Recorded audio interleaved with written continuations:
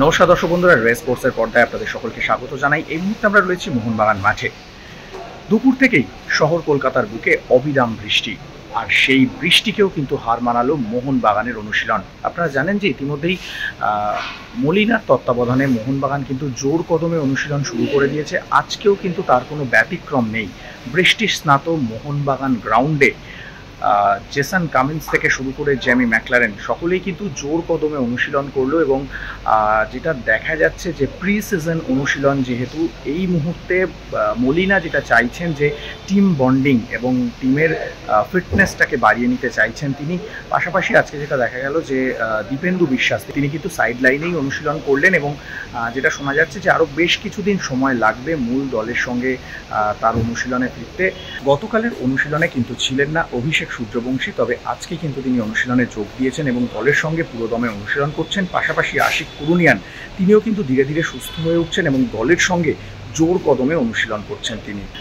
পাশাপাশি আরও যেটা আজকে অনুশীলনের শেষে যে ছবিটা আমরা দেখতে পেলাম, যে সকল ফুটবলারকে ঘিরে যে সমর্থকেরা উপস্থিত ছিল তারা কিন্তু সেলফির আবদার করলো, এবং জেমি ম্যাকলারেন, জেসন কামিন্স, বিশাল কাইত তারা সকলেই কিন্তু সেলফির আবদার মেটালো হাসি মুখে।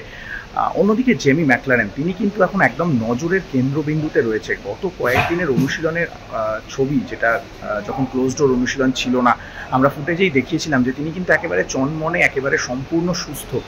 তার ফার্স্ট টাচ কিন্তু দুর্দান্ত, খুব সুন্দর অনুশীলন করছেন তিনি। যদিও এই মুহূর্তে ক্লোজ ডোর অনুশীলন, তাই ছবি আমরা আপনাদেরকে দেখাতে পারছি না, তবে জেমি ম্যাকলারেন থেকে শুরু করে বিশাল কাইট, লেস্টন কোলাস ও সুভাশিসদের নিয়ে যে উন্মাদনা তৈরি হচ্ছে, সেটা কিন্তু সমর্থকদের উচ্ছ্বাস, তাদের সেলফির আবদার দেখলেই বোঝা যাচ্ছে।